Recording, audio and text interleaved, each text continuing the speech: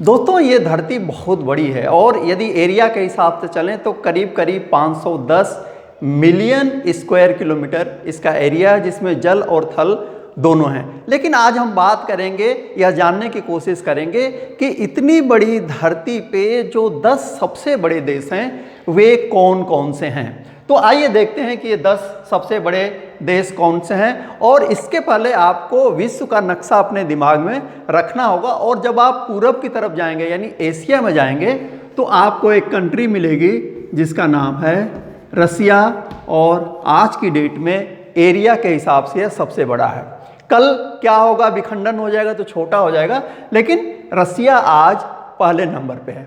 अब उधर से निकल करके आप आइए अमेरिका के साइड में, तो वहाँ आपको मिलेगा कनाडा। कनाडा आता है दूसरे नंबर पे।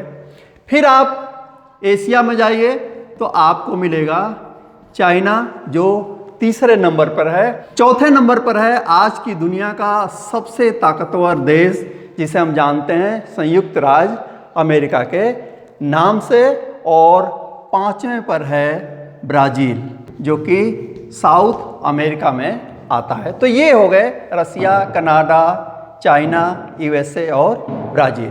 छठे नंबर पर आप देखेंगे कि है ऑस्ट्रेलिया।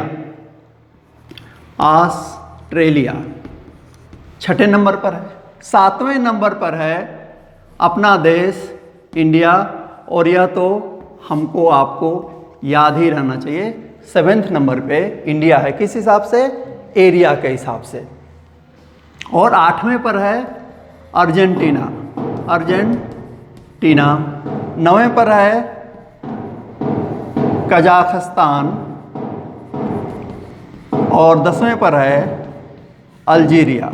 यहाँ एक समस्या आपके मन में आ सकती है कि इसको याद कैसे किया जाए, क्योंकि क्वेश्चन जब आता है एग्जामिनेशन में, स्पेशली कॉम्पिटिटिव एग्जामिनेशन में, तो वे उसको मैचिंग के लिए देते हैं, पहला नंबर, दूसरा नंबर, तीसरा नंबर, और इसमें से ये लिख देंगे किन्हीं 4 देशों को आपको मैच करना होगा।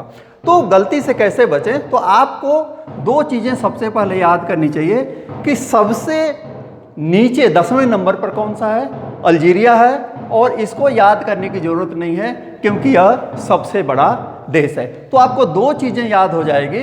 क्या, एक तो आपको याद हो जाएगा कि रसिया पहले नंबर पर है, और आखिरी नंबर पर कौन है, अल्जीरिया है।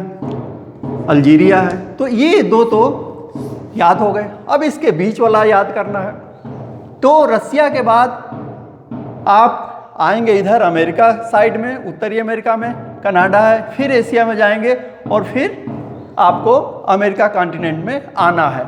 इसको आप ऐसे भी याद कर सकते हैं कि RCC in America. RCC in America.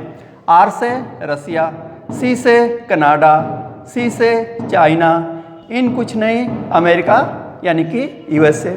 फिर एक दूसरा आप बना लीजिए BA इन अर्जेंटीना। अर्जेंटीना ये याद करने का एक तरीका है। आप दूसरा भी मेथड लगा सकते हैं, लेकिन चूंकि आप BA किए हुए हैं या BSc किए हुए हैं तो आप इसको आसानी से कर सकते हैं। यदि 4 याद हो जाए तो BA इन अर्जेंटीना कर देंगे तो अगले 4 याद हो जाएंगे। B से क्या हो गया, ब्राज़ील हो गया। A से क्या हो गया, ऑस्ट्रेलिया हो गया। इन से क्या हो गया, इंडिया हो गया। और 8वें का क्या हो गया, अर्जेंटीना हो गया। आपको अल्जीरिया पहले से याद है, और उसके ऊपर आपको याद करना पड़ेगा क्या, कजाकिस्तान। तो ये 10 कंट्री हैं।